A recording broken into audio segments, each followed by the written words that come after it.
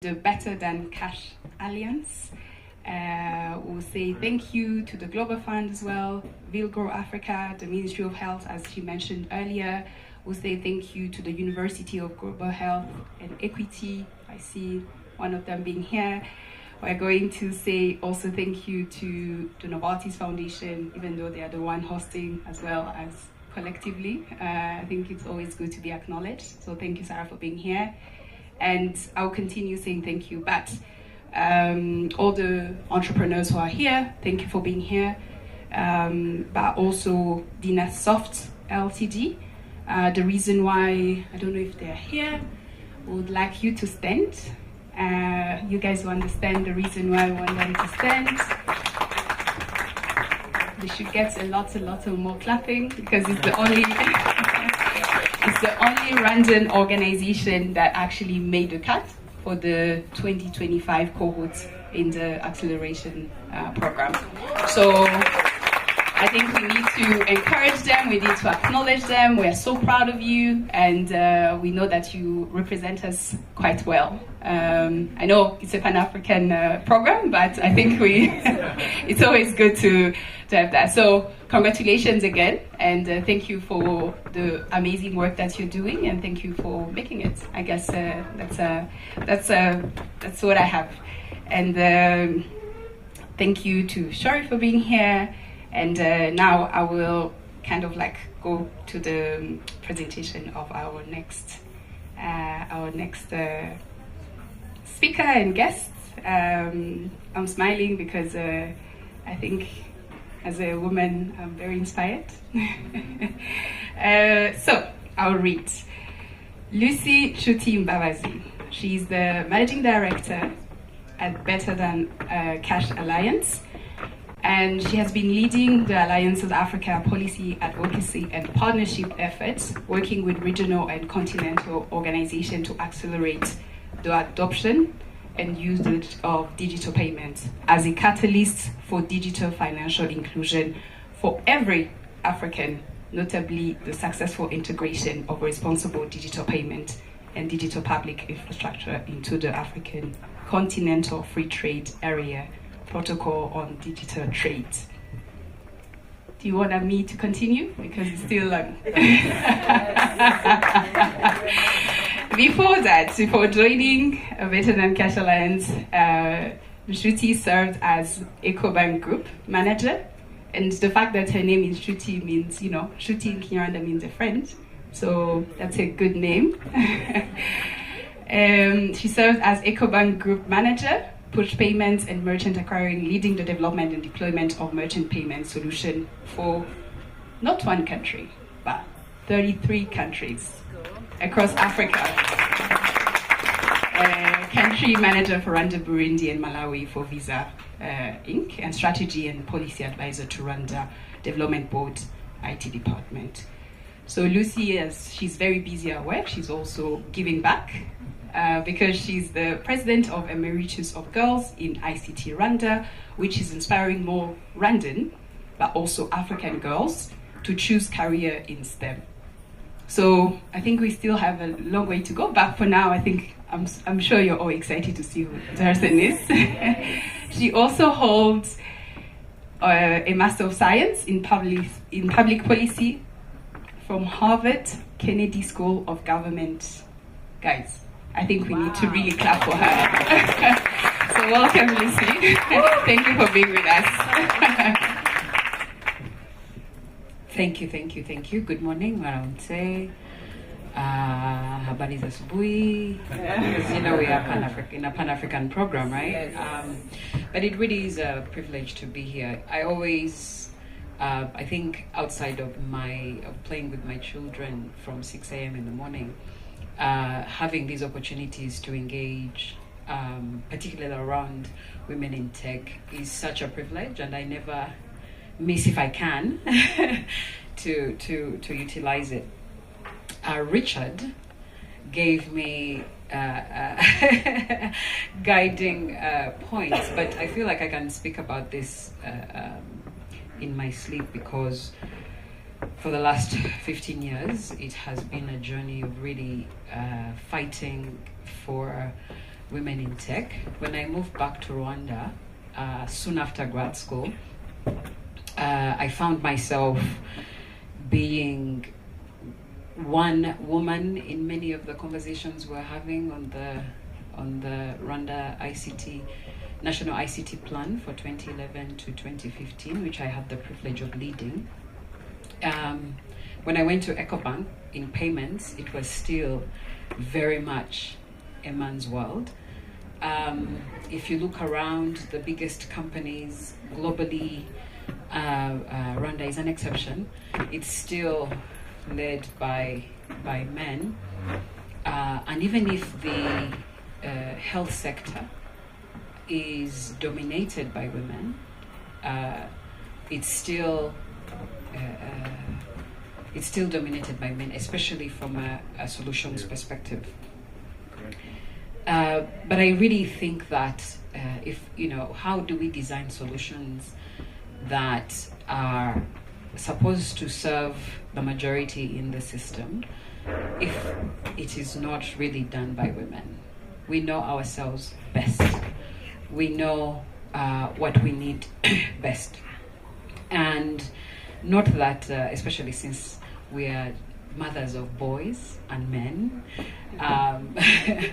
and we are raising sons that will especially be he for she, we do need to really have more of you. And I want to congratulate the team that I see is, in fact, 4 women.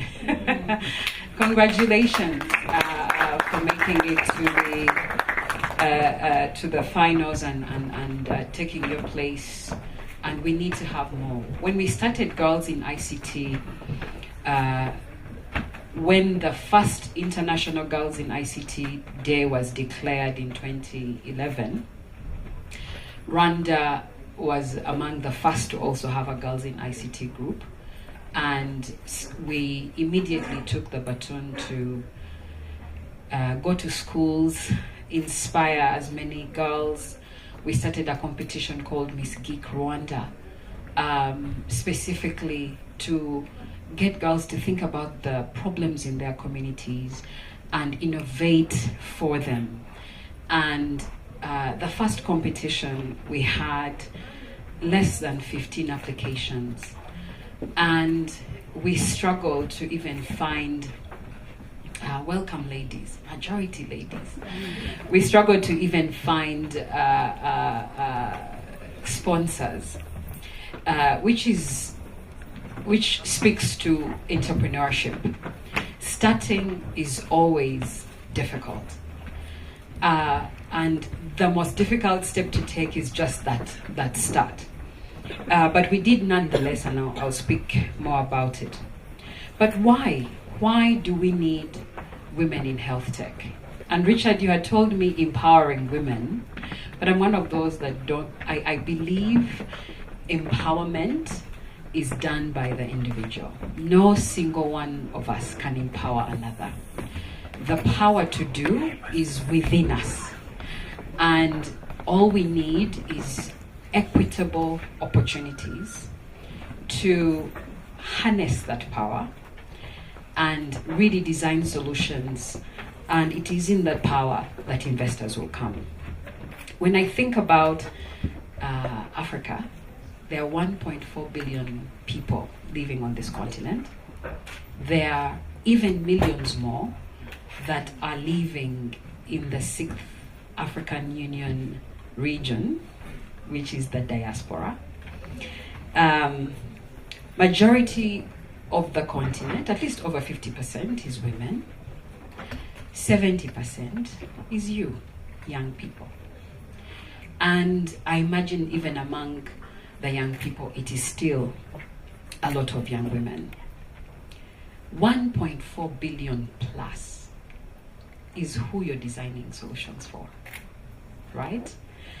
And if majority are young, majority are women, it means that they will have a phone and therefore digitally connected, or at least we must ensure they do. And that is the opportunity of your innovation. And it is available to every one of you equally. There is no that it's boys, it's men, it's equally. And the choice to innovate is yours. The decision to innovate is yours. As I said, healthcare and home care is dominated by women. Mothers like me, I'm a mother of twins, they're almost 20 months. And we are always looking for solutions. Every day we're thinking, you know, when you hear your child cry all of a sudden, you think, what just happened? And the immediate thing is to run. What happened? Where did they fall? Show me where. First aid. Bring the ice pack. And I think in that pursuit of the best health solution, what is the right food? What is the first aid I should apply? Is an opportunity for learning and an opportunity for innovation. Those Googles that we do, the University of Google, when we go for a Google search, shall we find your solution as the one that will be providing me with ideas of how to deliver first aid for my children? When I think about fear and how it holds us back in just starting, right?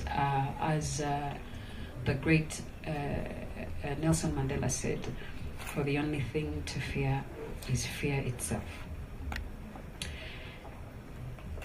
But I always think that we should always dare to do, because it really is the only way to live. We have this one life. We will never have another opportunity to live. And how can we live in fear when we can just live? I do understand that business is hard, entrepreneurship is hard, innovation, I think, is easy because problems are all around us. I don't know of any more entrepreneurial, resilient people on this earth like Africans. We've endured so much. We were a continent full of ideas and civilization long before the Berlin Conference divided us. And not only did we have to be divided, then we were colonized.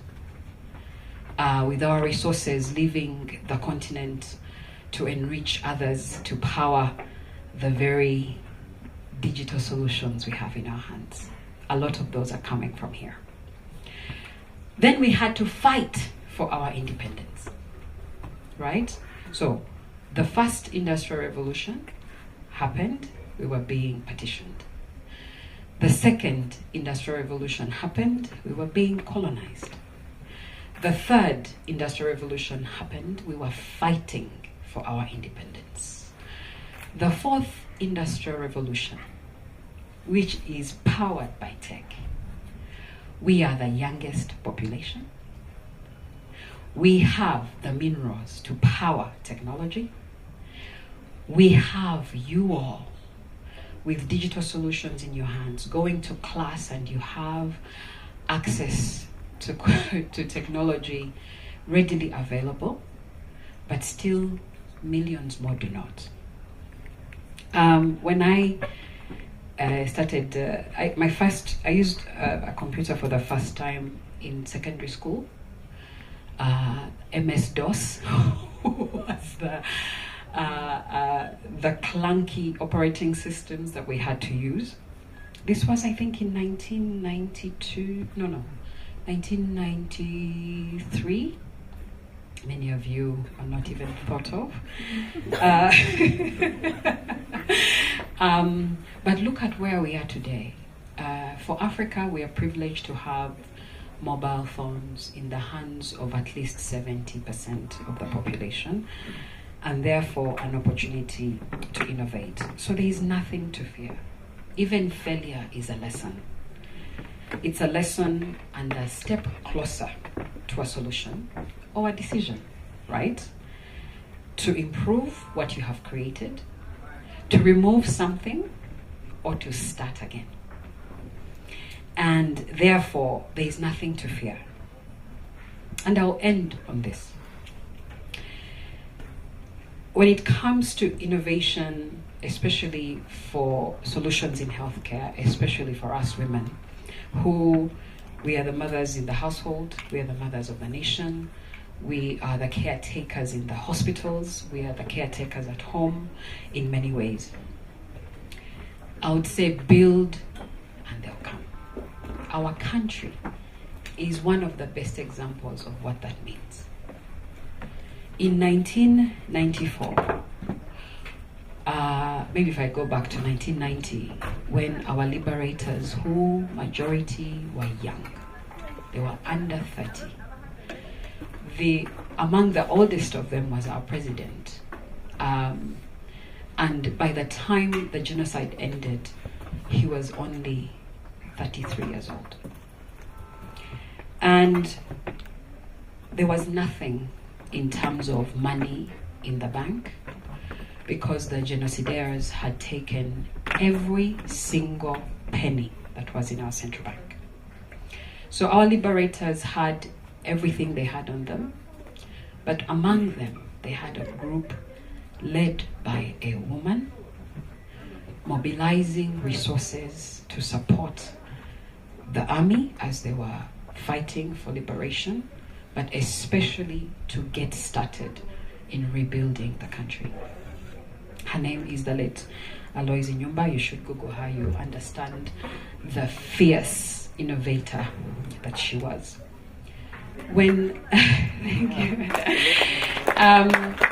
Because the things that they did to mobilize food, to mobilize blankets, to mobilize resources to support our liberators while they were in the bush, cooking breakfast for them, etc. And I am a daughter of one of those women who were serving our liberators.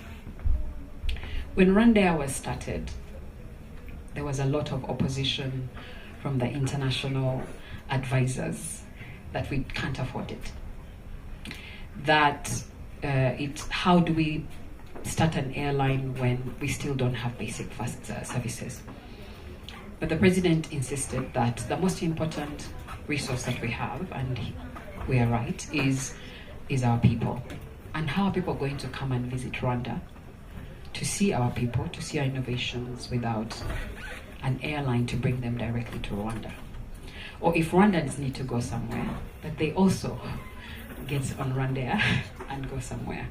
And so that investment was made, and we're here today, soon to have partnerships to grow that network. Every time I fly, because the Pan-African in me won't allow, I take Rwanda.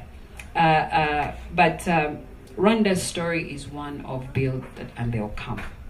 When we started Girls in ICT, we didn't have that much support, but we started. We didn't have many girls to compete, but we started. We had Twitter to socialize our message. We thought, we prepared the room for 50 people. Before even the night started, the room was full, and we had standing room. Even the standing room was done. But later in 2014, Miss Geek Rwanda became Miss Geek Africa, competing during the Transform Africa Summit, and a competition among African girls who also are designing solutions. The journey for a cashless Africa that led me to Better Than Cash started here in Rwanda, trying to figure out how do we design payment solutions that work for everyone. And so when it comes to your solutions to build healthcare solutions, because life is health. Health is life. And what we eat, what we drink, to sleep, everything touches on health. And all that is opportunity for innovation. So if you're fearing to innovate because maybe money is not going to come, I say build and they'll come. Work together with somebody because two heads are better than one. Compete with each other. Fight for yourselves. When Rwanda invested in Rwanda, we didn't have the resources, many resources, but a lot has come from Rwanda in terms of investment in Rwanda. The Visit Rwanda brand is built off of that. Similar to Rwanda was the convention center. They said, don't build it, you don't have money. It was built. Now we are a MICE destination and host. That's what your healthcare solutions can do as well. Build for 13 million Rwandans, but build for 1.4 billion customers. Boldly dream about what solutions can be. Do them. But as you do them, have clarity of who your customer is, what they need, what they are willing to pay, because what's the point of entrepreneurship if you don't make money? How you will convince them to pay, because investors are already here, right? Money really is not the problem. Fear is the biggest issue. Innovate, collaborate, because knowledge shared is actually knowledge gained as well. Investors are here. They, and I'm among them, we are waiting for your solutions to invest. So I really hope that post this, we will be able to see more Rwandan companies be part of this program, and that we will see your solutions work not just in Rwanda, but across this one market of 1.4 billion people, which now makes our possibilities endless. And I'm excited to learn from you. I'm excited to support, and I look forward to a great conversation going forward. Thank you very much. Thank you, Lucy. I hope you all had your phones, since we are in the digital world, to actually take notes. But if you didn't, I think you can take away 1.4 billion. That's the market that we have, so that we can serve. As I see a room full of young people, so your solutions are really for the 1.4, not just 14 million of Rwandans. So thank you, Lucy, for inspiring. And as we can say, fear is not an option. I think that's something that you can take away from this beautiful keynote speech. Thank you once again, Lucy, and we're all inspired. And I took some notes if you want. Look for me during the break. As we continue a few minutes before we actually jump into the panel, we'll welcome Sylvain Mugumia. He's the Digital Health Business Analyst at the Ministry of Health, and he's also the co-founder and president of the Rwanda Health Information Alliance. Please help me welcome Sylvain. Hello, good morning. Thank you for giving me this opportunity. I'm happy to be having this space to talk about what are we doing for women in Rwanda Health Informatics Alliance. Actually, she mentioned Rwanda Health Information. Yeah, information, informatics, they are closer. Thank you very much for that. So we are a professional, an association which is promoting the health informaticians for the country. Actually, we have realized that many things, many aspects, many domains has been growing in country, but we have realized that there is a confusion between ICT and health tech. So then we decided to take the step and create a professional network which helps the health tech to be again recognized as a domain that needs to be emphasized, because we have many people from computer sciences, computer engineering, information technologies, but at the end we have realized that we need people working in health, but who understands tech, but who also understands healthcare. So that's when we have created Rwanda Health Informatics Alliance. This is a professional network, and this Rwanda Health Informatics Alliance, it's having currently a member of more than 70 members. And among, it's unfortunate that we have only 20% who are women. So, but this is an opportunity. It's not a problem to us. It's, of course, that's a starting. It's an hypothesis that we need to prove that we can come from 20% to maybe more than half. Why not? So how did we start and getting one of these 20%? Actually, it started by taking people who have done health informatics in the studies, in the background. But we have realized actually many people are doing health tech and not necessarily have done this in the background in the education. So we are now in the process of now counting and getting all members from all corners, and we are sure that at least if we finish all of this survey, we may get more than 20%. We had 20% in the 70. This was just with the background from the university, people who have done health informatics. But we know people are practicing, are doing health informatics, are supporting health in terms of tech, but who have not have chance to have that background. So we are increasing this number. And in Rwanda Health Informatics, we have also created a chapter. This is called the Women Chapter. It's Rwanda Health Informatics Women Chapter. So this is going to be helping. We actually started by looking around and see how can we promote the women in health, but teaching them, training them, how can they be interested in digital health. So currently we are having a number of 800, we call them digital health champions. These are people from all over the country. They are sitting, we are not moving anyone, they are sitting in their villages. So we are training them, we are also interesting them to like digital health.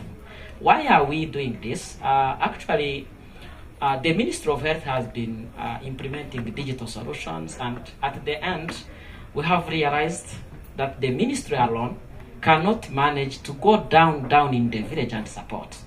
So that's why we created this network. We created a network of people who are in the village, in families, who are women, who have anything related to studies. Actually, we have started with people at least with secondary school studies. We don't care about if you have done mathematics, you have done biology. No, we just train you how to start and being a digital health enthusiast. So that's why. Currently, we have 800. We are creating a platform where we train them. They are graduating. They will be graduating from beginners, intermediate, expert. So we are creating for you a workforce, actually. So you will be getting a workforce, but mostly we always emphasize on women. Why? We are having actually, we have started with supporting community health workers. You know, community health workers, they are living in far away in the villages, and the ministry has provided with them the smartphones. They have smartphones, they have started practicing the digital. But we have realized the ministry trains and then it goes away. There is no way, if there is a button not working, it will not be easy for the ministry to know someone from the village far away, the button of his phone is not working. So, and we have also realized that it will be much costly if they can hire people to go and sit there. So that's why we created this network of digital health champions. We just see in the family.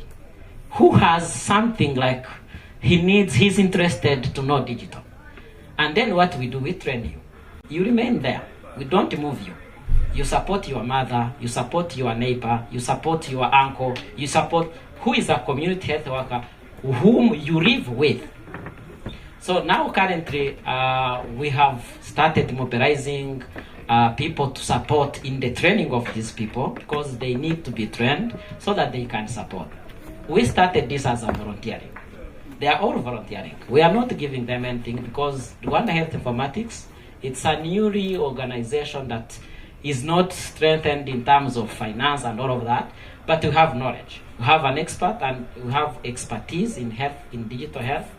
But we do not yet have financial, but we will get them, because what we are doing, it's for all of us.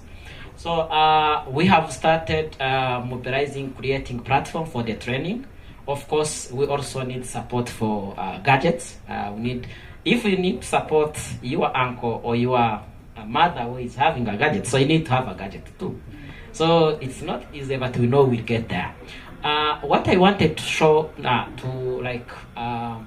give here as a lesson, we realized that these small girls that you are seeing in the family, who did not manage to have a chance to go to the university, they can serve. They can do some more work that you should be using the high cost to pay for this, and they can do this voluntarily. And we can support them just for the knowledge, and we are creating also a workforce.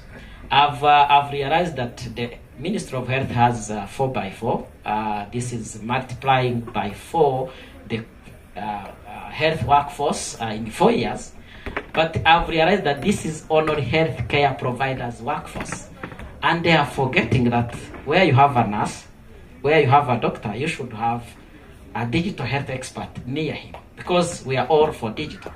So you totally understand we need also to multiply by 4. So that's why we are creating that kind of network. So we don't want to call all of people to come in town, no. Because the digital will not always be in town. We need digital where it's needed, not here it is already okay. You are all smart, you are all having all kind of ways to get to the smart contents. But we need our mothers, uncles, grandmothers also to be smart. And we need the data from that side. That's why we are creating this network. Of course, it is something, it's an initiative that we started as Rwanda Health Informatics Alliance, which can also be maybe your interest. It can be also, you can think that you can come and support. So we are also calling everyone to support, but mostly we are doing this for women, girls that did not manage to escape the village, and we don't want. We need them to remain there and make the village smart, not coming in town for being themselves smart. So that's a good story that I'm sharing with you, and also showing that this will create employment if you need. We have been discussing with some organizations, and they were saying, why can't we make this maybe something that can generate some revenues? You totally understand that if you are in a village, today you are supporting your family. If we tell you that maybe, can you support 5 families, 5 community health workers? If we support 10, so maybe we give you $10 per month, and we are creating for you some revenues. You are also supporting us. We are getting data. You totally understand that we can benefit both of us. So that's why we are calling everyone. If you need support, we are there for you, and we need also to strengthen this network so that people don't think smart is in town. Smart should be in village where all comes from. Thank you. Thank you very much, Sylvain. I think today we'll have the numbers right. So 1.5 billion. I think all of you have that. 4x4. I think that's important. 800. Yeah, 800 health workers or digital. So let's get our numbers really correctly. And as we go quickly to our next. I'll say Sarah is really our host, so thank you for hosting us. So Sarah Desrosiers is the Director of Health Equity at the Novartis Foundation. with over 15 years of global health experience, including work with global health organizations like WHO, Gavi, and the Global Fund. Her expertise lies in health systems. I guess we're in good hands. Strengthening strategic partnership and health tech, data, and AI. Welcome, Tara. Thank you very much. I'm very pleased to see so many of you in the room, and also to see some young people in the room over there. I'm very moved to see that you have the courage to come to such an event. I think it's very important. So, congratulations for being here, and yeah, thanks a lot. I will invite now our panelists to the panel. Thank you. Starting with Lucy, you can sit at the end of the. Starting with Lucy, so Steve, that's going to be my seat here. Rachel from the Gates Foundation, Shori, you can sit right here, and Nancy's right there. Yes, please. Okay, wonderful. So let's get started. So we're here today to discuss a really important topic that concerns all of us. In this age of digitization and of data and AI revolution, how do we make sure that we create, equal opportunities for women-led entrepreneurs? And for them to really build businesses that are successful and also profitable, and serving the needs, of the populations and of the governments. According to the Big Deal report, female-led startups in Africa raised $188 million in 2022, and that's just 4% of total funding raised, in comparison to their male counterpart who raised $4.6 billion. So there's a mass inequality right there, and that's basically at the end of the pipeline. So I think today the main goal of this conversation is to understand how can we support women to empower themselves, right?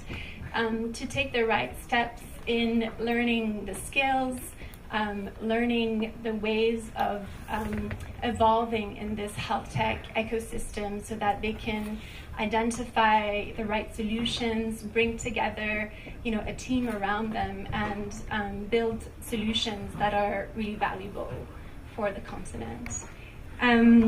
So with that, I just wanted to say again that I'm really honored to have all of you on this panel, to have these, we have the privilege of having really a wide range of expertise on this panel, and also the different sectors being represented. So the entrepreneurial sector, the investment sector, the development sector, also the UN sector. So thank you so much for being here with us. So with that, we'll just get started directly. So my first question is addressed to Rachel from the Gates Foundation. Rachel, you work at the intersection of technology and development with a focus on AI. And building health tech solutions requires, as we know, a wide range of skills.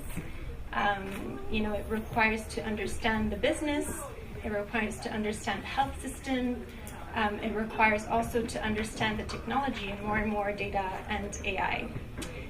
So I wanted to understand, what the Gates Foundation is doing in a way to, empower women and to make sure that they're prepared and enabled to contribute to the health tech sector.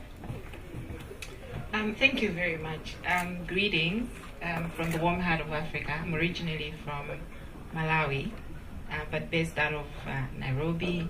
Spent the last 12 years in South Africa, so I guess I'm just a proper African, if I may say. Wanted to start off picking up on something that Lucy said earlier, which was the fact that women form majority of the caregivers within the health sector. And based on that, I believe it is safe to say women are the backbone of the health ecosystem. And when you take it up further, 70% of the frontline health workers are women. And so I would say we've done well around that space, just in terms of, getting more women into the front lines of healthcare. However, there are, a number of areas where we could do better. Just also wanted to mention that it's very encouraging to hear from Sylvain about what the government of Rwanda through the Ministry of Health is doing in upskilling women in health tech. I guess we have to be more intentional.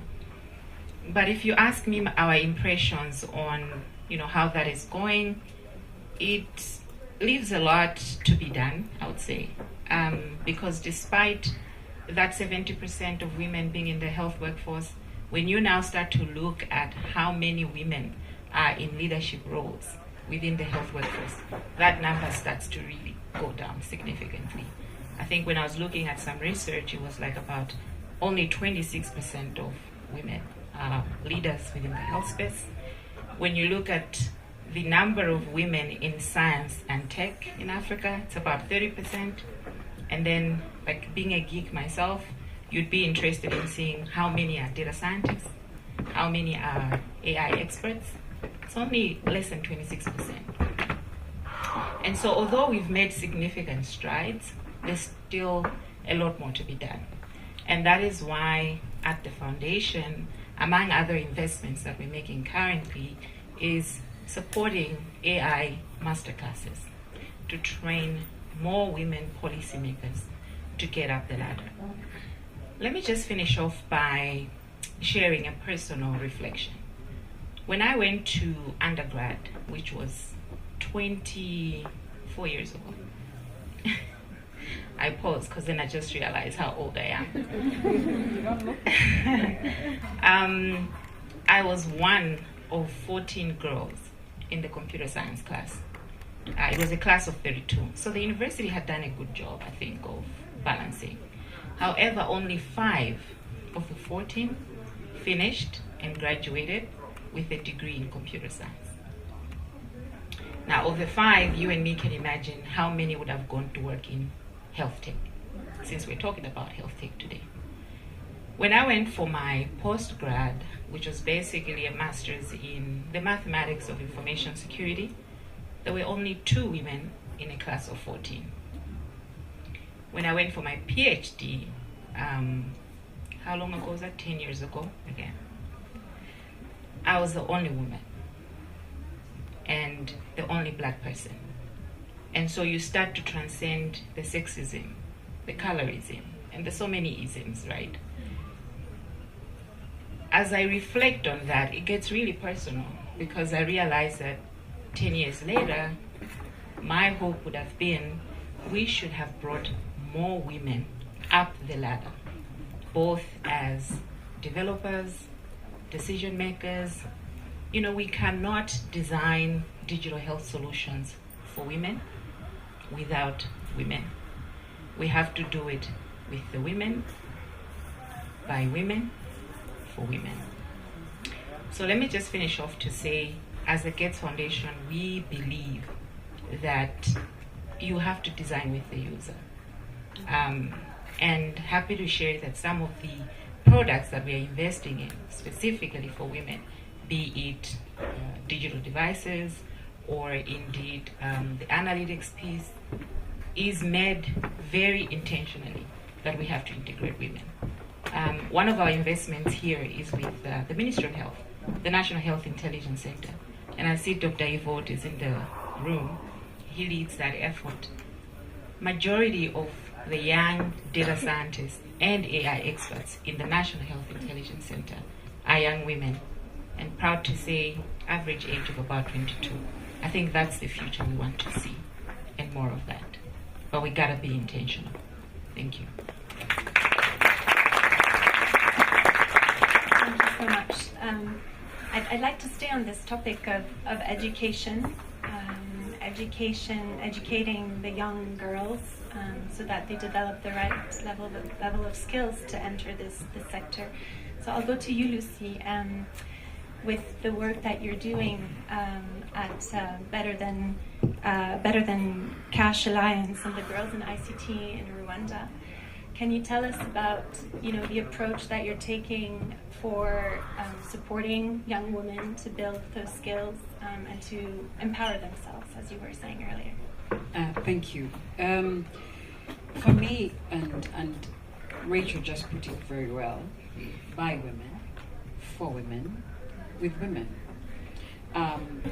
For Better Than Cash Alliance, which is hosted by the UNDP, our approach, especially now that we're talking about 1.4 billion, I had the privilege of being part of writing and negotiating the protocol on digital trade, and also ensuring that the protocol, the Africa Continental Free Trade Area Protocol on Women and Youth in Trade, included digital inclusion. But the protocol on digital trade is really hinged on inclusion.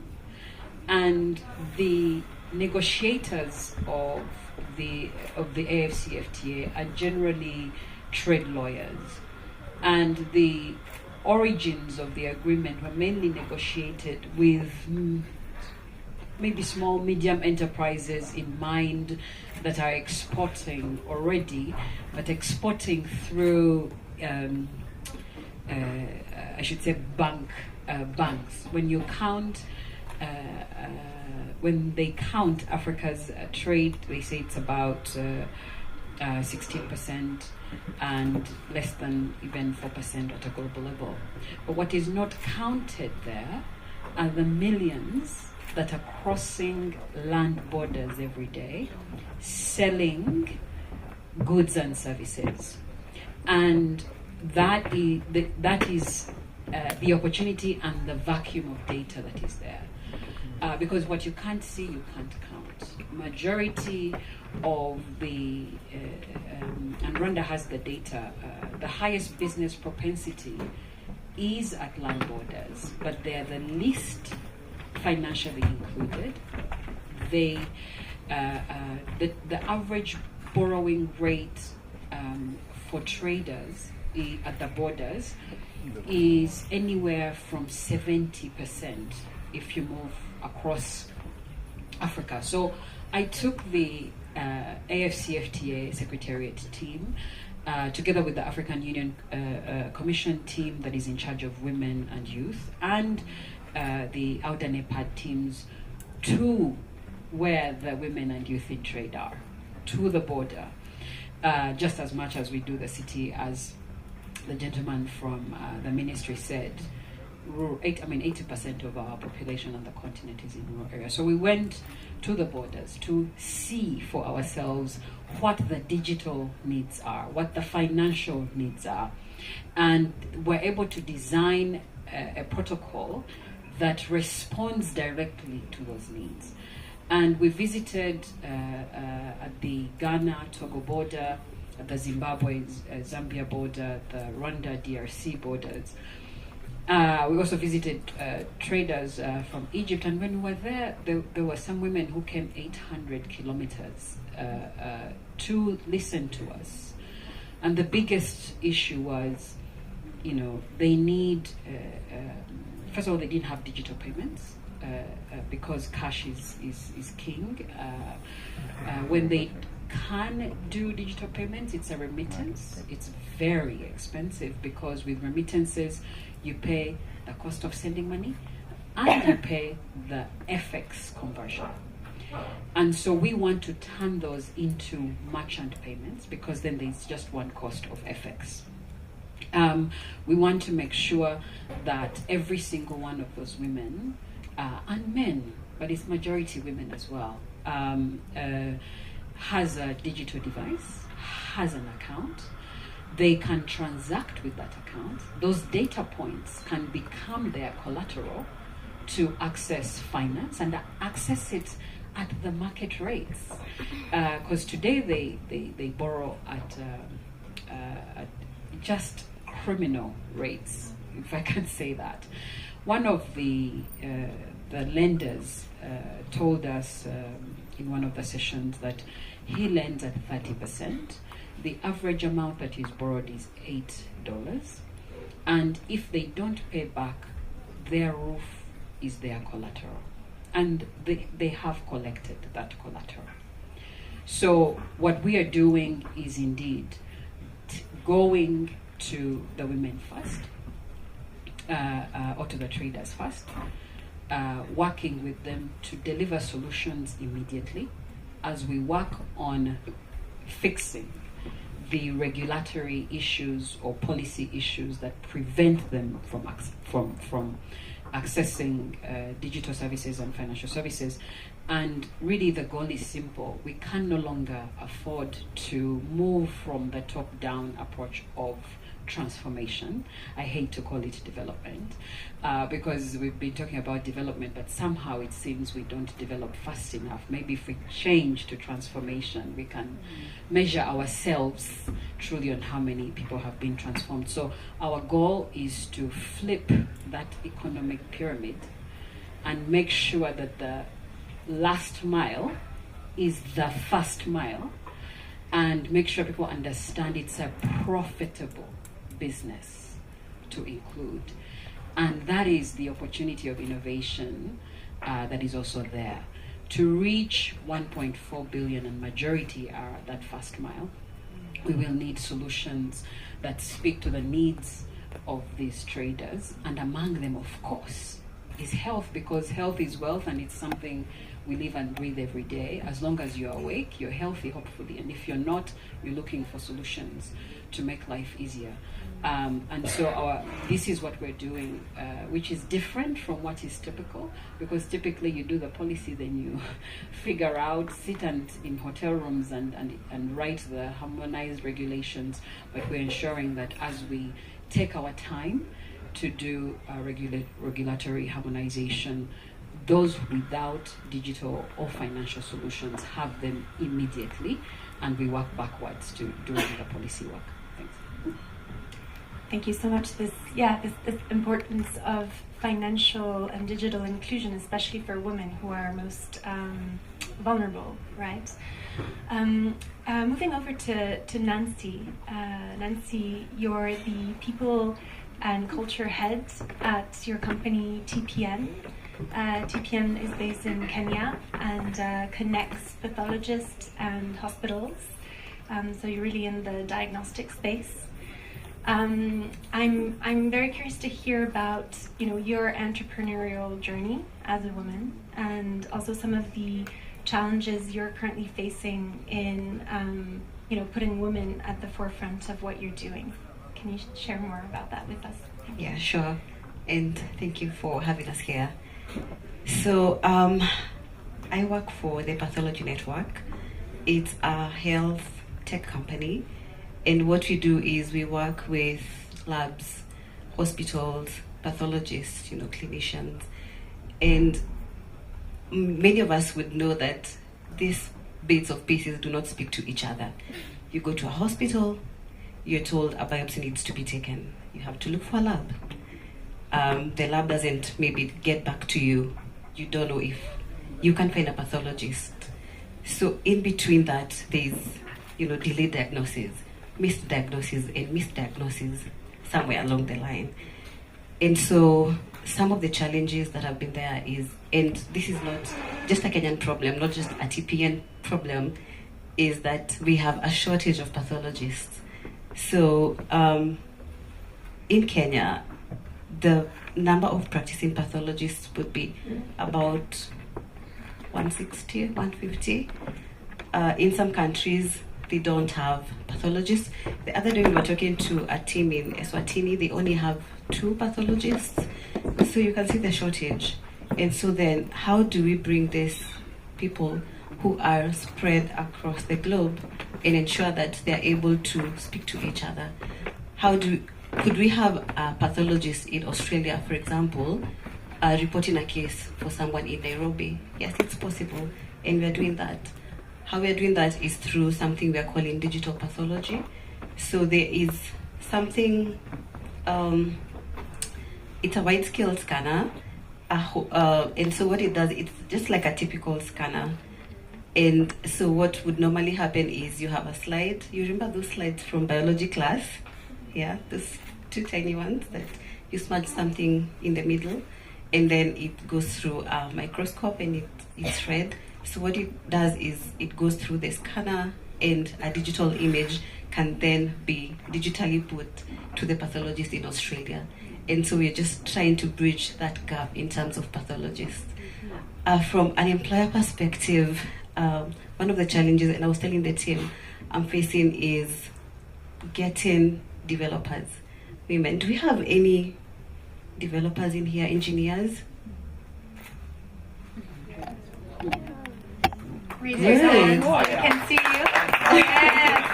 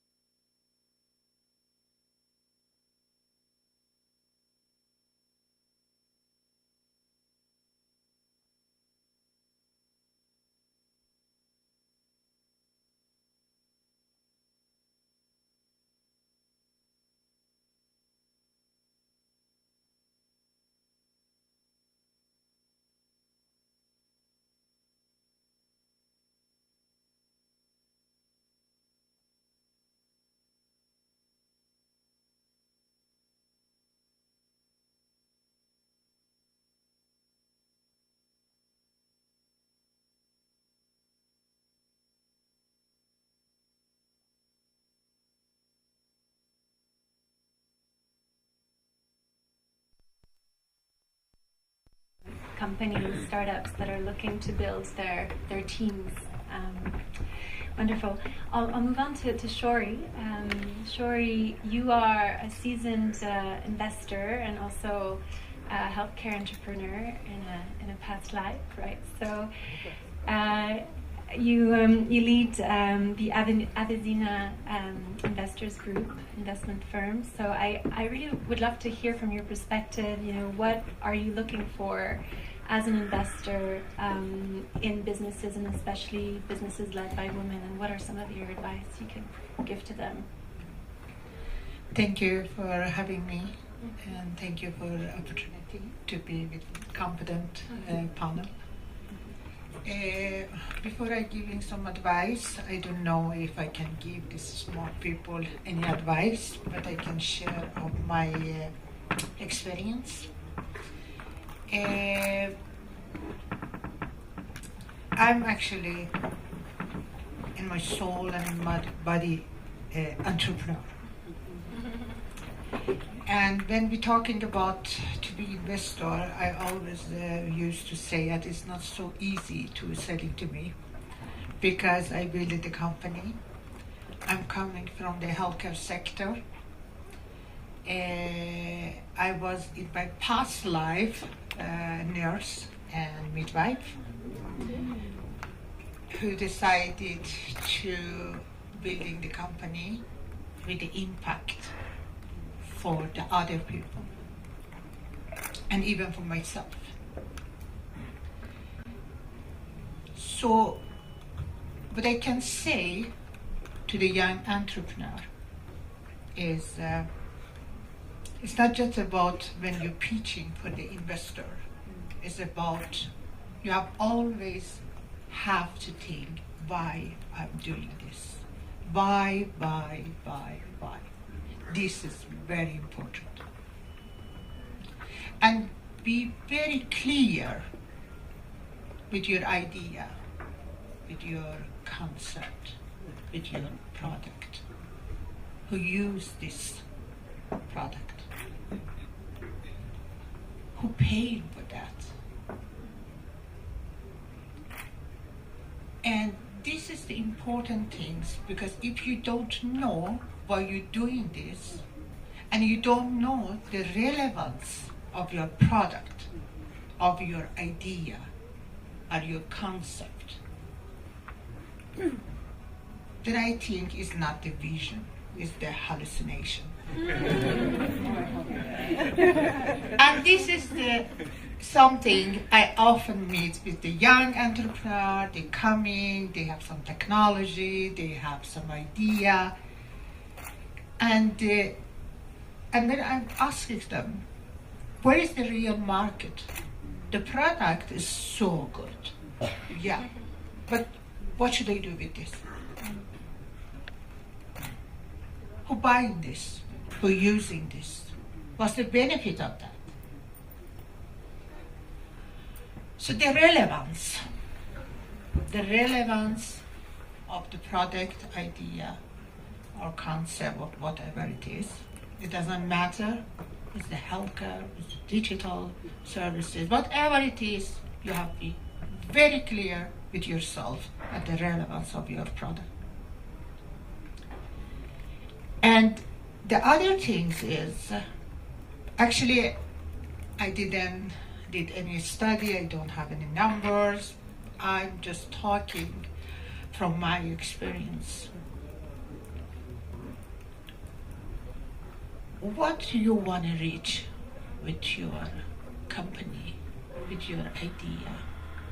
You want to make money? That's good. We have to make money to develop our idea, to help the other people. But if it is the only goal you have, and that's why you want to start your company, to make just money and no long-term impact for the other people, you are not going to have some success.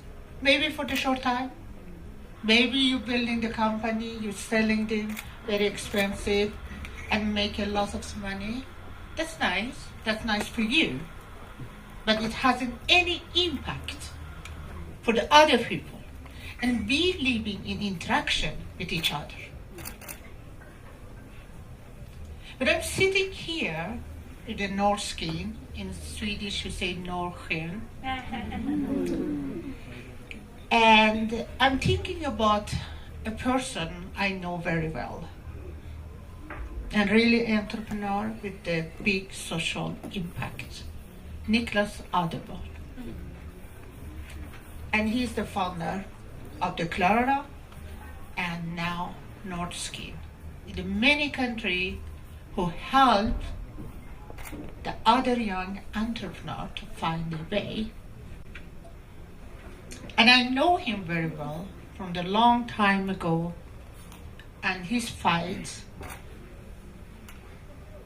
to get success with his product. But his product at that time was so relevant. And this is like when I started my company, I'm coming as a refugee woman in the healthcare sector. I always used to say that if you want success, you shouldn't be the woman refugee. And I was all three. And I identified the problem. This is very important. You have to know the problem and the root of the problem. This is very important as well. Not, okay, this is problem, and then I want to find a solution. But you have to understand what's the root of the problem. And the problem in Sweden was the attitude to everybody has the same services, and all the resources, everything was allocated around the system, not individual, and especially in the woman health. And for me, the gap there, the root was freedom to choices. We want to choose our doctors. We want to choose where we want to work in. Choices. As a human being, we always do a choice. As an entrepreneur, you do the choices. And at that time, it was just 1% of the whole healthcare market private.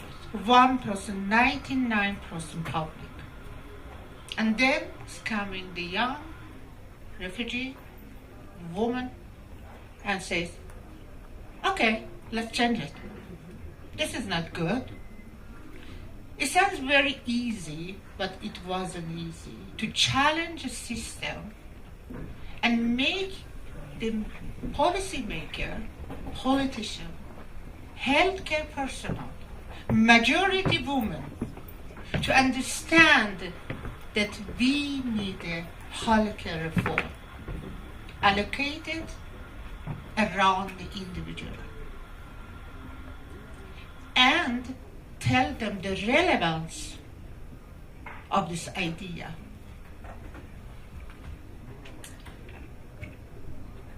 So what I'm looking when I meet with the other entrepreneurs, I see myself in them. I was ready to work hard for that. Are you ready to work 24 hours?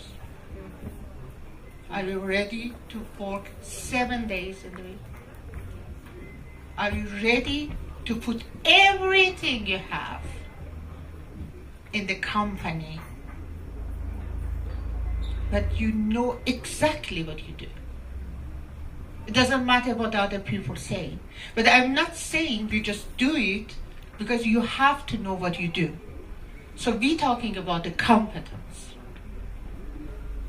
When the gentleman was here before and he said, we understand to bring the digital health, we need the people who knows the healthcare.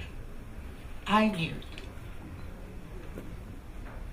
It was my competence. I knew it as an employee. I knew it as an entrepreneur. So when I took a lead to building the company, and not just have one clinic, one employee, I saw the opportunity at that time at Sweden, in that market, with the majority of women and majority of competence from other countries. It was there. We had the competence. We just need to see them. And gathering all this competence together to create something new, useful, not just for the company, even for Swedish society. They need it, they need us. But not go around and talk about that. I said, okay, I'm doing it. It cannot be worse. I always can go back to the hospital and work as a nurse. They need me, but I have to do that because I know, I have a knowledge, I'm ready to work hard. And that's what I'm looking for when I see and talk to the people who are teaching or who they want my advice. And Abyssina from one clinic became the big healthcare company with 1,400 employees. And but I think it wasn't the building the big company, it was what the Abyssina bring to the healthcare sector and the Swedish society. Freedom, choices, digitalization, diversity, equality. At 2004, my leading group was 70% women. And it was natural because healthcare, the majority is a woman. Diversity, 65% people who came from the another country, the another Swedish, not Swedish background, but they was there, it doesn't matter. There was a doctor, there was a nurses, they were good. It was good. And I think it was something common between me as a founder, owner, and the leader with my employees, with the people who work with me. We all need to success. Thank you so much. I think So- it's very inspiring, and I think what I'm hearing there is really, for all of the entrepreneurs out there, make sure your solution is relevant, to the market. Make sure that you're really identifying a need in the health system that is a recognized need, and that your solution is really targeting that. So thank you. Thank you. I just ended up to say it, clarity, relevance, and hard work. Hard work, yes. And humble, to be humble. Yes. And learn. Thank you so much. Thank you. We've heard from all of the women on our panel, and now we've got one man standing. So Steve, very happy to be here. Actually. Yes, thank you so much for accepting the invitation. I think it's really important to also have a men perspective on this topic. You are a seasoned expert in the world of VCs and investments on the African continent, but also globally. You've seen a lot of businesses pitching to you, and you've talked about this concept, this notion of women entrepreneurs being over-mentored and underfunded. Can you speak to that a little bit, and what's been your experience dealing and supporting also women-led businesses? Sure. So thank you very much for having me here. Maybe very quickly to introduce Jazarif quickly. So Jazarif is a digital health, medtech, biotech, and assistive technologies. I see some of them, glasses and things. Venture capital fund. We invest at pre-seed, seed, and Series A. And I'm really glad to see that she has a number of hospitals. So in our new fund that we are raising, we're looking at physical infrastructure, which is hospitals and clinics that are specialized. So on that, so actually there's a backstory to that. I've always been in investment space consulting, and at some point I realized that I was coaching a number of entrepreneurs, a number of them women, especially from Ghana, where I hail from. And I realized that I would see two similar companies pitching to me. One is led by a man and the other one is led by a woman. And guess what? Probably 90% of the time, the woman would ask for less money, would be maybe less, I would say, more reserved, probably because of the Ghanaian culture to some extent. But what I realize is that they have really innovative solutions and they tend to work with much less and do more. Okay. That's number one. Number two, what I also realize is that a number of them were going from program to program to program, which I used to call grantpreneurs, not entrepreneurs, but grantpreneurs, without the funding that really helps them. That's right. And so, very recently, as recent as last October, I was working with the Graça Machel Trust in South Africa. They have more than 5,000 women in their networks. And I made a commitment to coach and support some of them because that has been the case. Underfunded, over-mentored, over-coached. Oh, go here, do that. No, give them money. Right? And an example is there. TPN is one of my investments. I have to declare it. There's no conflict of interest here. Right? And so what I would say is that in our existing portfolio, though, out of 9 companies, we have 3 that are led by women. I'll say 3.5 because the other one is diverse, but I know I can do more. And one of the things that a lot of people say, which really annoys me, is, oh, there's not enough pipeline. Our investor work, but there's not enough pipeline, we don't see enough coming, etc. But what I've learned over time is that you create the pipeline. Go to the places where those women interact, and this is where you find those entrepreneurs that you can invest in. So I've had the chance, that's why I tag myself sometimes, hashtag he for she. I've had the chance to work for the UN Women, where I designed a 13-country private sector engagement strategy for them, where the idea was to say, look, how can we get the large corporates on the continent to work with women-owned or led enterprises in their supply chains? So the Coca-Colas, the MTNs, etc., to figure out a way to essentially have more women entrepreneurs in their supply chain, procurement, etc. So, I mean, this strategy was great. We started to implement it.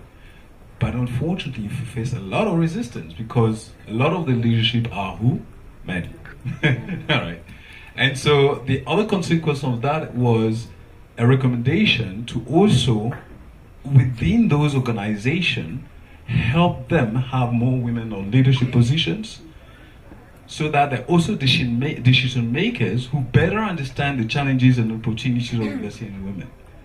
And I'll give some statistics in investment space. I happen to be also an investment manager trainer, so I train other investment managers on impact investing and especially integrating gender in the investment process.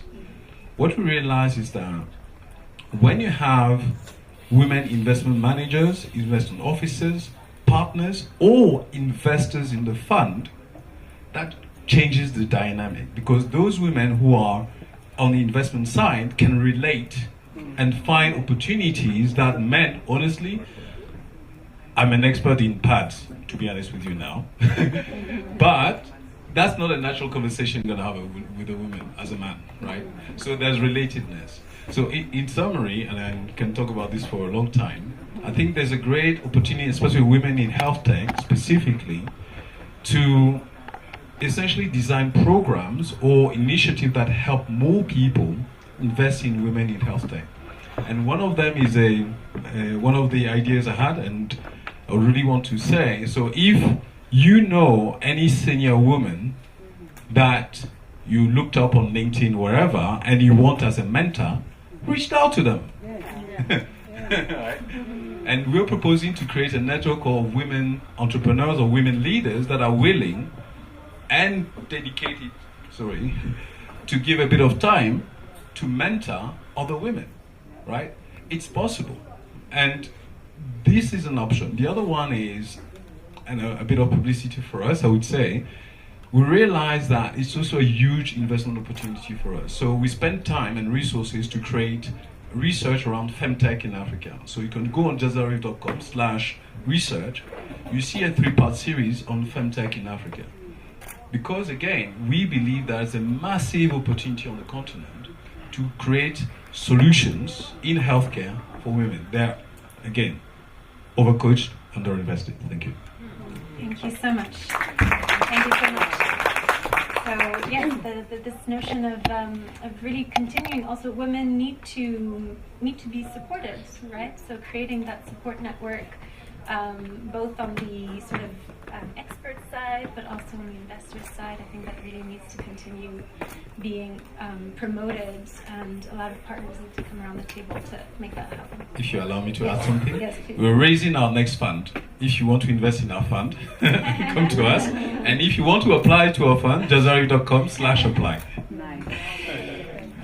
So as we're closing this panel, I would just like to ask one last question to each of our panelists, and you can give us a brief answer. But essentially, from where you stand, different sectors, different organizations, what would you say is the one thing you see that is needed for women to really take up space in the health tech sector? So I will start. We'll start with Sue Steve.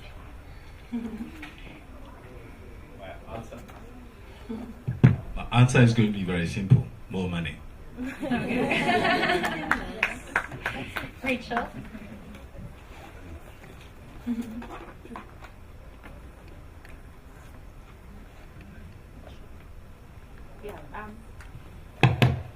Thank you. Good technician. I think from our end, we're looking to get more women designing digital devices within the medical space. And we've made commitment to investing in like AI-enabled ultrasound devices, particularly to identify risky pregnancies. I'm a mother of 3, and I'm privileged that I gave birth and I'm alive today, because every 2 minutes a woman dies from pregnancy complications giving birth. And it's part of the reason we've invested in these AI-enabled ultrasound devices, because then frontline workers can pick up those risky pregnancies early on. So if there's a space our young women tech entrepreneurs can get to as well, is in designing and developing digital devices that can be used to save lives. If there are any of such products and designs, would be good to talk. Thank you. Thank you, Rachel. Thank you.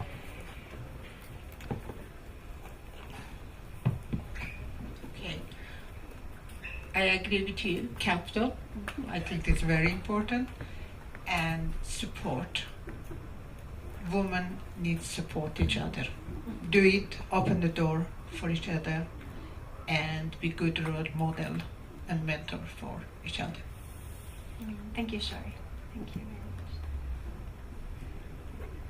very much. From my end, as an employer and also being in health tech, the health tech industry, is let's give an equal opportunity to the women on the table. And also from a policy and decision-making perspective, are we using data-driven, analytics to make decisions? What data do we have? What are we using it for? Thank you. I'll say made in Africa, right? Because by us, for us, with us, and we need to really live it and be it, right? I wear made in Africa every day, unless I can't find that thing in quality for made in Africa. Similarly, we are all here consuming tech built by others. I would love to have a made in Africa phone with made in Africa applications, and go to clinics, and in fact not even need to go to the clinic, because there is a solution developed by an African that is in all our devices, and really that starts especially with you developers, especially with you young Africans, because the 4th industrial revolution is ours to lead and take, because we have the youngest population. We are pioneers in mobile services, and it is time to collect that investment, to build the data. We have it already, but we are not the ones using it to make money. So we need to, and we have the inspiration here to turn our data into assets that will especially benefit us. So made in Africa, live it, be it, make money from it.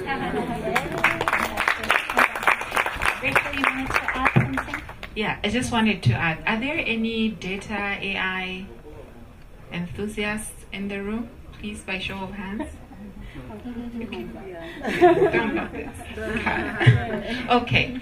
As they say, AI is the new electricity of this age. And so that is also another space where you can leverage.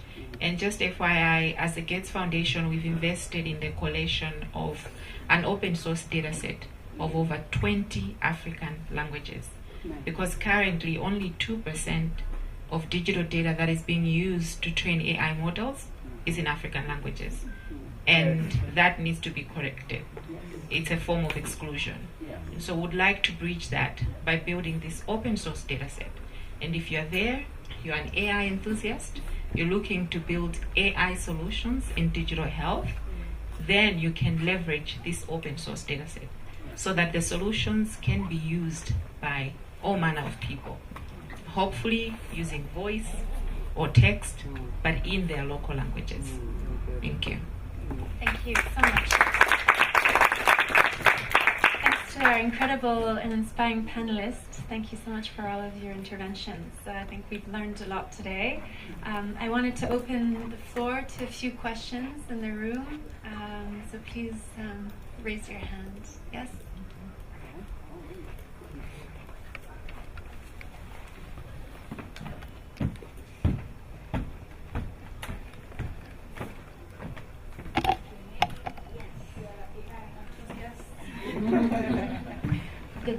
Good morning everyone. My name is Crystal Giraneza Owaneje. I'm a medical doctor and a health entrepreneur, and I'm currently in the East African by Design Fellowship Program at the University of Global Health Equity. So thank you for thinking about women in health tech. And I have a question for, if possible, for all our panelists. So you mentioned that women in health tech are overly mentored and underfunded. And in the past 5 years that I've been in the healthcare entrepreneurship space, we have always had mentors who have rooted guidance from different economies that are different from the current situations we have in Africa or our current healthcare system or even our own economies. You meet investors and they're like, we want return in investment, but we have community-based health insurance in Rwanda, so it's different. Making money, having business models like the ones rooted in different economies is different. So how can we shift the balance to have guidance that is rooted and culturally rooted in our own settings? And how can we get a lot of young people who are also in the healthcare space, who have honors and education in the healthcare space, into joining health tech entrepreneurship without being discouraged that it's really hard to actually get a health tech innovation at the African market? Thank you. Thank you. Just one comment. Maybe one person can. Yes, one person. Need to be mindful about time. Thank you. I'm happy to take it. I think you asked two questions. One is mentorship, and the other one more people in the healthcare. I actually know it's applied by design. Nathaniel was somewhere here anyway. I think with the network you have already, first having mentors is an access, it's a privilege. I understand. Now you're getting to the next level where you want to have people that have local relevance to what you want to build, right? And that's also one of the challenges. Unfortunately, we don't have enough people on the continent, or maybe we haven't reached out to them, that have the competence that you're looking for. But don't forget, there's another African diaspora globally that may have those skills and the local knowledge you may not reaching out to. So I think sometimes the onus is on us to look for the people that we want to reach out to who may have the relevance and just reach out to them. I'm not saying it's easy, but I think where you're sitting and maybe through the networks you have, there's probably something to do there where you're much more proactive on who you're looking for to support you, rather than on top of, let's say, of having this international perspective. on a second point, which is bringing more people to healthcare, innovations, and so on, I think it has to be a systematic approach that may not be at your level, but why don't you create a community? Right? We're in Kigali, the number of, I say, look, let me create an event, hackathon, whatever, where you try and bring those people. So I think sometimes we wait, or quote unquote, for people to do stuff for us. Well, we should just start. Yeah. Just start. I'll stop there. We'll take another question. Take maybe 2 questions and then, yeah, quick. Thank you for this opportunity. My name's Irakose Bera Gladys.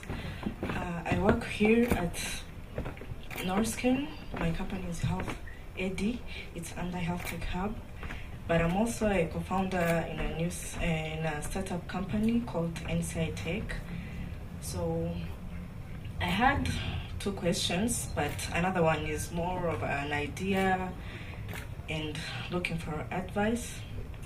So the first is, how can investors find the right support when those meant to empower us sometimes take our ideas or favor others already ahead? Yeah, we celebrate the progress and all, but what about those still struggling to break through? Where should they turn to? And another one, the startup that I mentioned, we are working on a project. So, shockingly, suicide is the 4th leading cause of death of 15 to 29 years old globally. But for women, every day 200 girls and young women die by suicide globally, and it's the 2nd leading for those group of young girls and women. So we were thinking on a solution called Safe Talk AI that gives teens from 13 or even below to 24 confidentially sexual or reproductive health support via WhatsApp and connects them with psychologists. So we were thinking of creating hubs for Rwanda's trauma-affected adults, even more than 30 years, to heal through shared storytelling and professional help. So my question is, what's the most effective way to scale this model to reach millions of silent sufferers worldwide?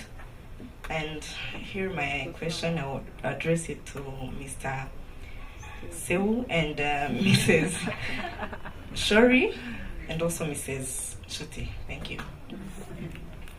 Maybe Shori, would you like to take the first question around the supporting the companies that are are struggling, that may not have reached the top, but that are still requiring some support to sort of improve on their business solutions. Correct? That was the first question, right? Yeah.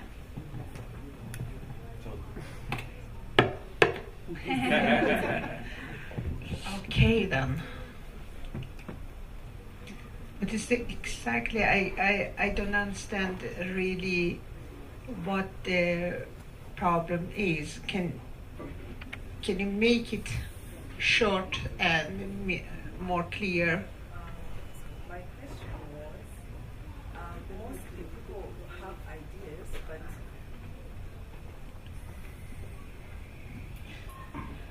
mostly many people have ideas, but when they present them to people who can support them in any way,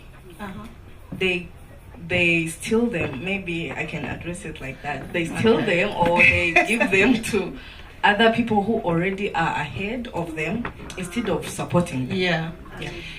The question is who you are going to, because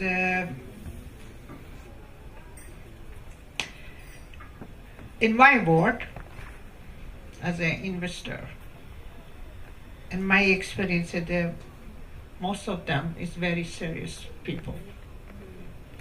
So if you're going to some person or some organization or some, I don't know, company, they steal your idea, so you're in the wrong place. So this is very difficult to give you advice. So my advice is do your homework. You have to know where you are going when you're speaking well. So that's your responsibility first of all.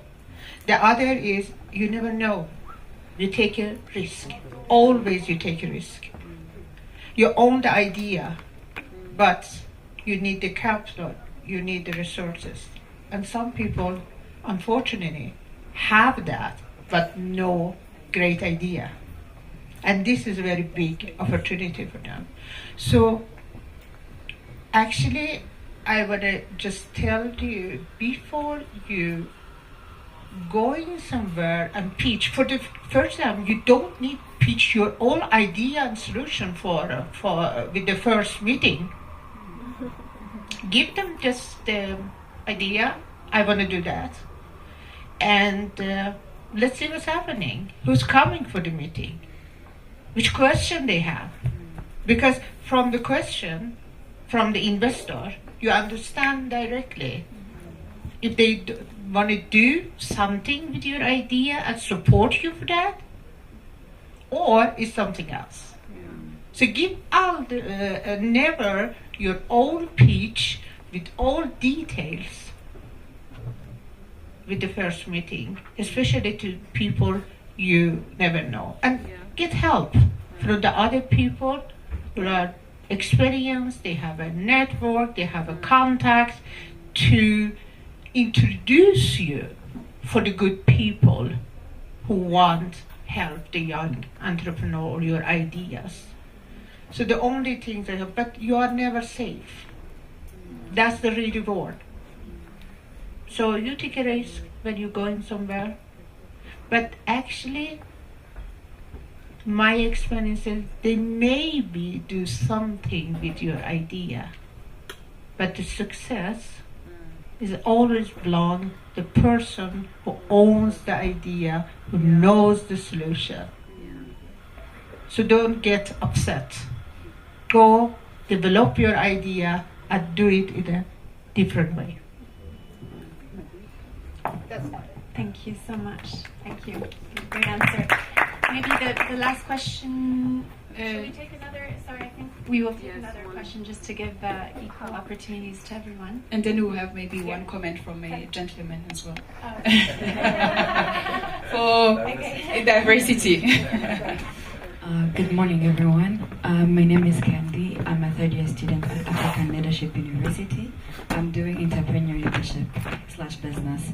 My question is, as a business student and a person who's inspired to be an entrepreneur in the future, how can I take my ideas or my initiative or my innovation, let them to tech, and then get the tech, the tech, but especially in the health tech world, but then get people to support me and understand my vision or where I'm coming from without them pinning me down like you don't know anything about tech, you're just a person with ideas.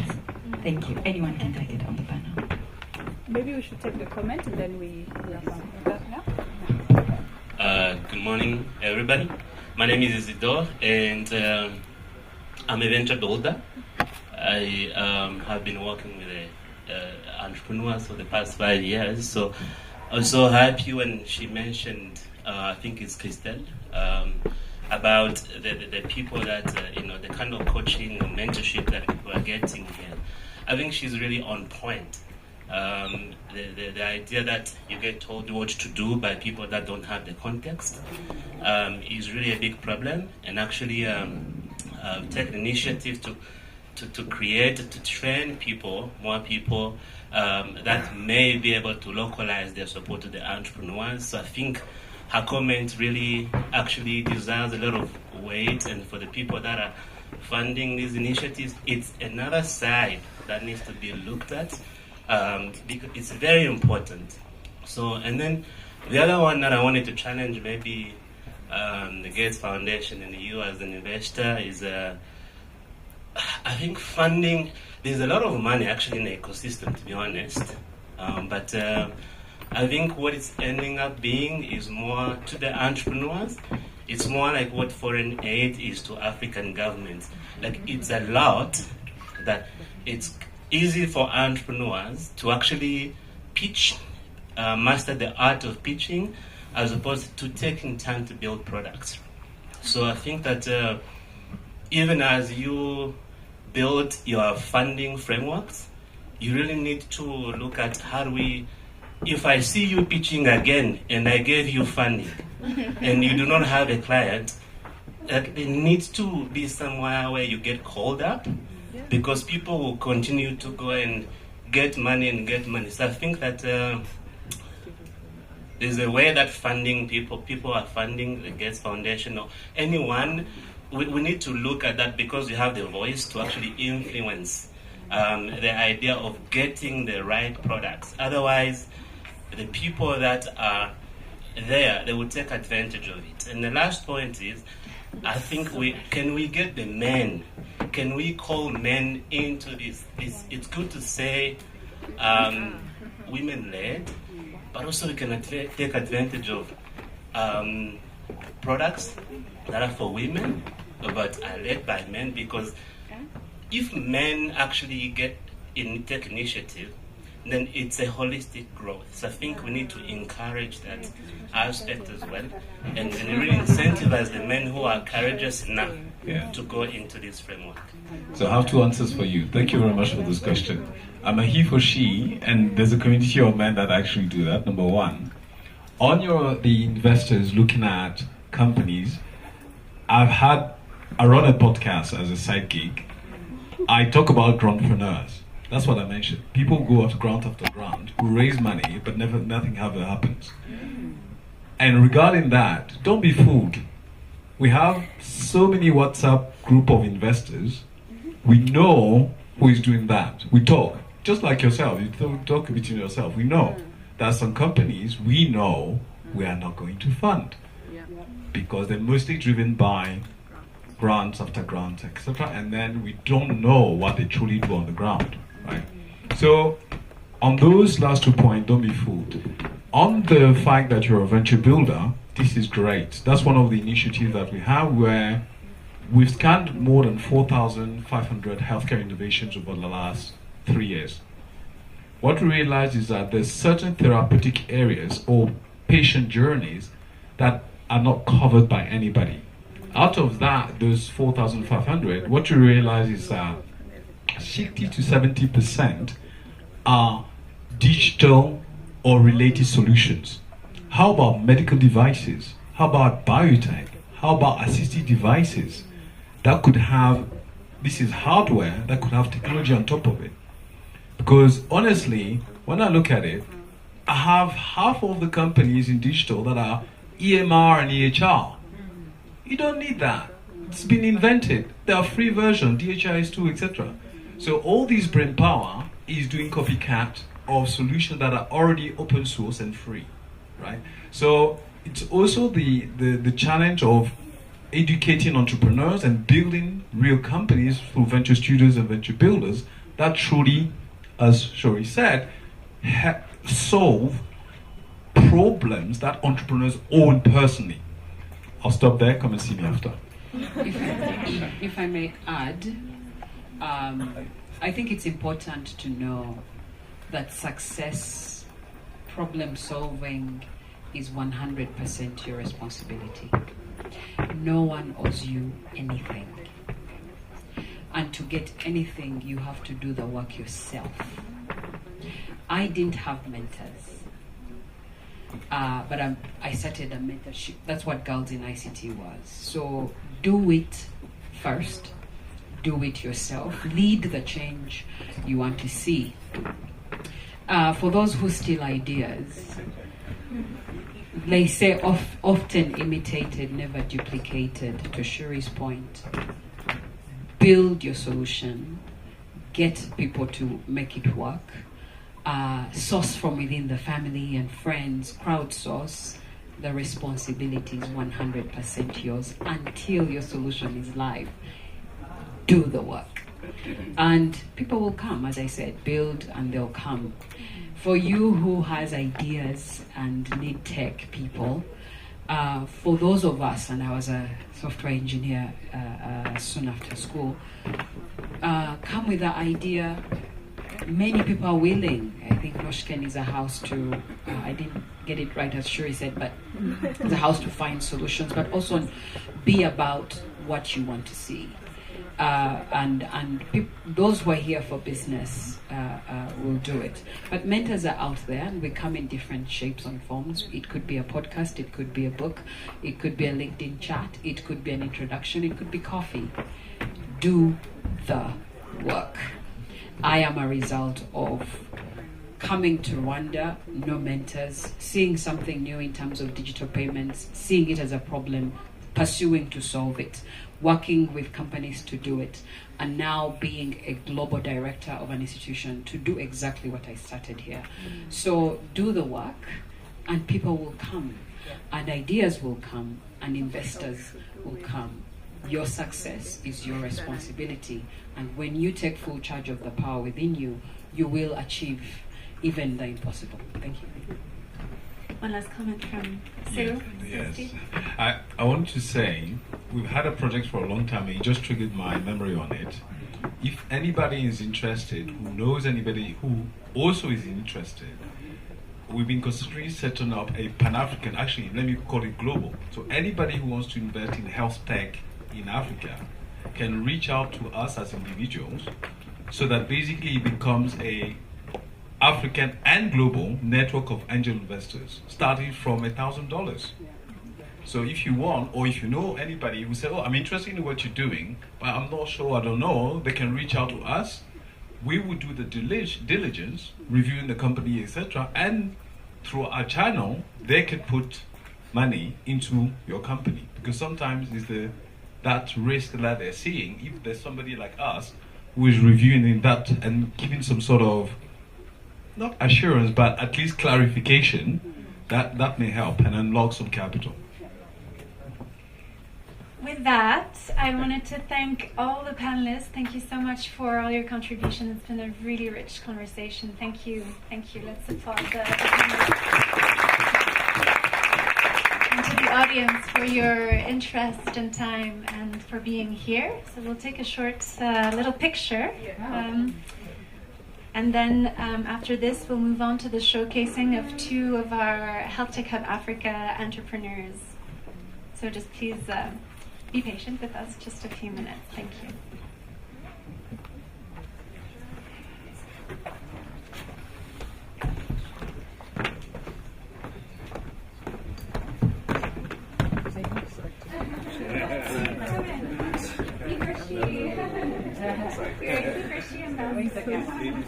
The camera is somewhere. It's coming. It's coming. Where's the camera? It's coming.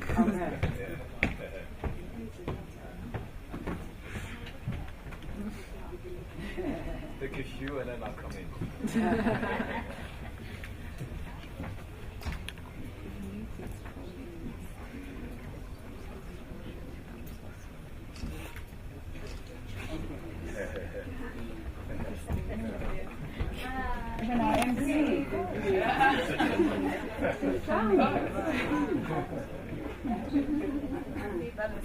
Yeah.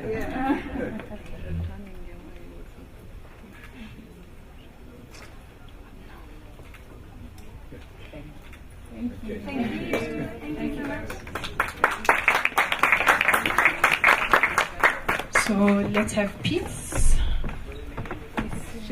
Peace, peace, peace, peace, peace. Need a bit of peace in the world. So there you go, peace. Nancy? No. And Nancy will be next, right? Yeah. So get ready. This will be a quick one. Yeah, okay.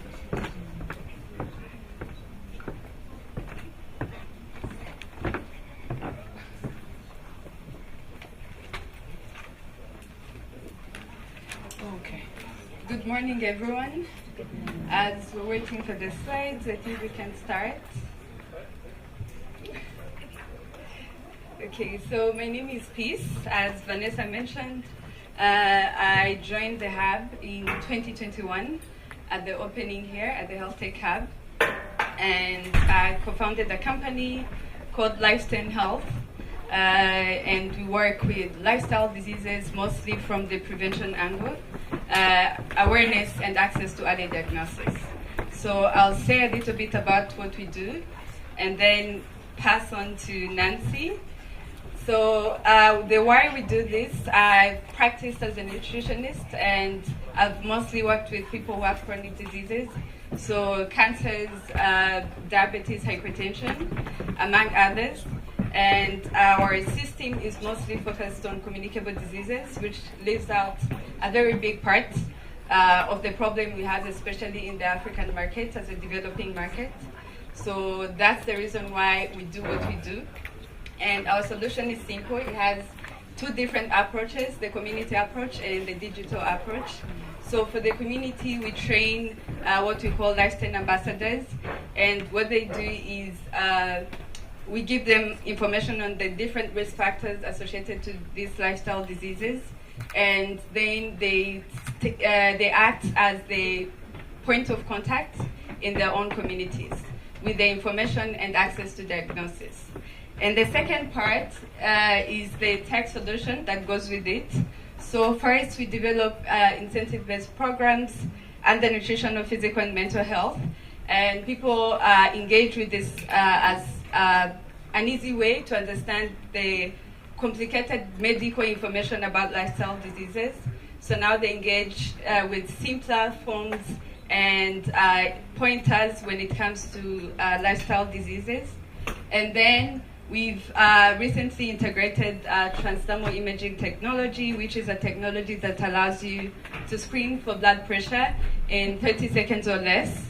And all these activities are tied into the community, which comes in as an accountability factor. So you get to create or join an existing community. And what the community does is that it keeps track, and you're able to keep track on each other and be able to be motivated in the activities you're doing. The application comes with a gamification factor. And because, as we all know, staying healthy is not fun or interesting enough for most of us anyway. So we want to keep things interesting, and that was the whole purpose of bringing in the gamification factor. So all the activities I've mentioned are tied to points, and these points are redeemable for actual services. So our users get to experience free passes or discounts on different services that are offered by the partners we have. So a free gym membership or discounts on consultation for nutrition and mental health. So that's how the marketplace comes in. You can browse in to see the different services that are being offered and the different offers we have. Lastly, which is our new business model, B2B, we've designed corporate wellness products. And this is simply for companies to give access to their employees on what they can do in terms of health and wellness. So we connect them to the service providers. And then as an employer, you're also able to track how the services you're offering are being used and get the overall population data on how your employees are doing. So that's what we do in short, and I'll be here for the networking after. Thank you. Thank you, Peace. Thank you very much. Who had mental health? Was you? Meet Peace. See, after when you get some coffee, which I'm so excited about. I can see the energy is going down, but we're almost there. So we welcome Nancy. I think you just met Nancy through the panel. So she'll tell us more about the pathology network. Yeah. Thank you, Nancy. Thank you. There you go. So as I go on to tell you about TPN and as I set up, let me tell you a story, a very short one, of a woman who goes to see a doctor and a pathologist because she needs to have a check done. And when they're conversing with a pathologist, it is realized that this lady has a swelling on her breast. It's ulcerated. She's at stage 4 cancer. And the question is, what happened? Why did you take so long before you sought medical help? And long story is, this lady had gone to hospital a while back a biopsy was taken, but there was no follow through to the lab, to the clinician, pathologist. Like there is really no communication. And so the question is, who failed this lady? Is it maybe she was ignorant, she didn't know? She probably thought that when the biopsy was taken, whatever she was ailing from was healed. Can't blame her. But also, is it the system? How come no one nudged her when the biopsy results were out? And it took, so long until she was at stage 4 cancer. So this, among other stories, is what led to the Pathology Network. We are, as I said, a health tech company. If you look at that heat map, just look at Africa. The red and the pink page. If you're a pathologist in here, or going towards that side, if your parent says that you're 1 in a million, literally for Africa, that's it. The ratio of pathologists to population is 1 to a million. So you can imagine, look at the West, there's some green, on the lower bit, there's that coloration. But you can see that it's not a Kenyan problem, like I'd said before, it's not an African problem, it's a global problem in terms of shortage of pathologists in developing nations. And so, we've talked about long wait times, and you go to a hospital and like for this lady, no one communicated, maybe the biopsy, maybe the results were not out, or maybe there was a misdiagnosis, who knows, missed diagnosis. And with all this happening, and with this problem, what is the Pathology Network doing? And these are the consequences. I talked about delayed diagnosis, misdiagnosis, and if you misdiagnose, it means that then you have to go back for a repeat of the procedure. Misdiagnosis, actually, in the continent, about $1 billion goes abroad for medical treatment. Either we don't trust the system, or you have gone through the mud and you just don't want to go through it again. So what do? Mostly we go to India, we go abroad. What if all this money was contained within the continent? Because we have African solutions for African problems, right? We've talked about data. The people that are in decision making, do they have the policy makers? Are they making decisions based on the correct data interpreted correctly? And so if not, then are we harming the population and the patients? Yeah? This is our solution. It's called SPES 360. SPES means hope in Latin, so hope all around. And so it is a cloud-based solution, and all these players within the ecosystem, we're able to see all the moving parts. So in a nutshell, for example, a hospital has a test, they're going to order on SPES, we're going to see it, and then it's going to go to a lab. We are all able to see the turnaround time, and everyone within the ecosystem has signed up to the patient is at the fore. Patient care is at the core of everything that it is that we do. So turnaround time is really important for us. So if, for example, it's a cytology, it goes to the lab. How long does it take at the lab? And then after it comes back and it's been shipped to the pathologist, either as a digital or a physical slide, how long is it taking with the pathologist? So what we've been able to do with SPES 360 and all these players within the ecosystem who are our partners is that the turnaround time, like for this lady, it was over 2 years. Close to 2 years from the time she went to hospital to the time she found out that she had stage 4 cancer. That duration, no one spoke to her. With our system, the turnaround time has been reduced to 7 days. if a doctor or a hospital ordering needs an express test, you can get it out in 2 days. So let me take you through, and this is the last slide, digital pathology. I've spoken about digital pathology. So what happens is when someone goes to the hospital and maybe you have a swelling, a biopsy, a surgery is done, a biopsy is taken, it's put in a whatever container. That liquid is called formalin, and it could also actually be even in liquid form. It doesn't have to be a piece of tissue. And then it goes to the lab. After that, a pathologist will either physically look through the microscope to read the diagnosis.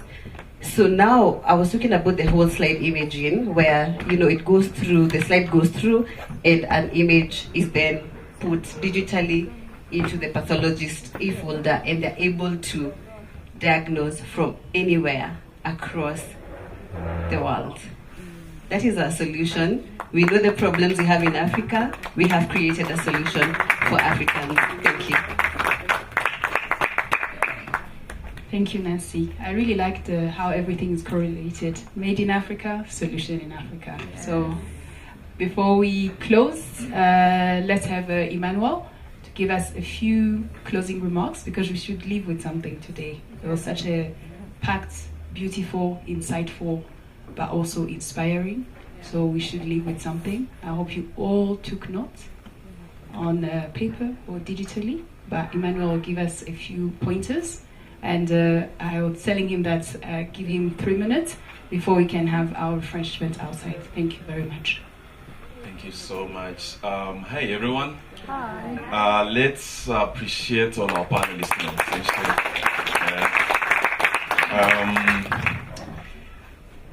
Wow, I've had some serious tweets today, or tweet moments, right from Lucy. Lucy, what a keynote. I don't know whether you guys caught what she said.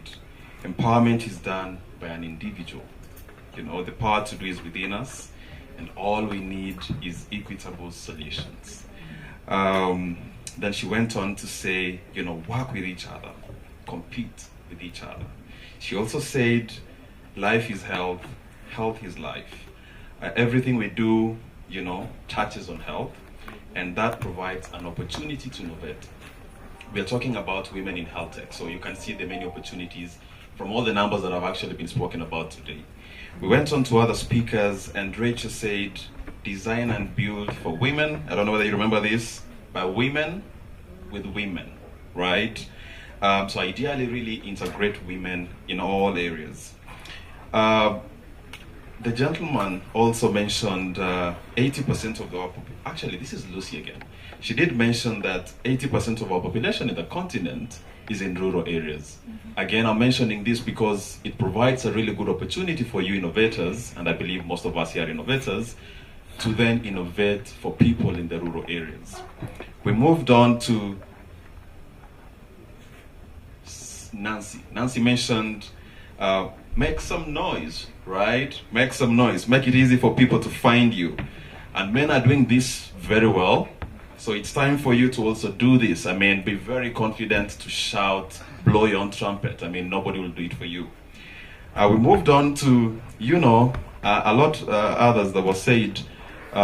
Be clear on what you're solving, why you're solving it, and be clear on the product and why it's relevant. I hope you remember that. Then clarity, relevance, and hard work. And remember, she added humility as well. I could go on and on. A lot of really great points that were actually shared today during the session, and I want to encourage all of us to, I hope you did take something home from that conversation. And as Hub Director of the Health Tech Hub Africa, I also want to commit, because this was not about just having a conversation, nice conversation, we feel nice, those motivation conversations, then afterwards we forget. As the Health Tech Hub, this is a first of many. We are really intentionally putting measures to support women led organizations in the continent. This year's cohort, I know we do have Denosoft that have joined us, but we have 9 out of 21 being women. Of course, a growth from what we had last year. And going forward, we're actually going to prioritize women-led enterprises. It will also interest you to know that from an entrepreneur support organization standpoint, we actually have it easier with women-led enterprises. Ladies give us such an easy time in supporting them, and men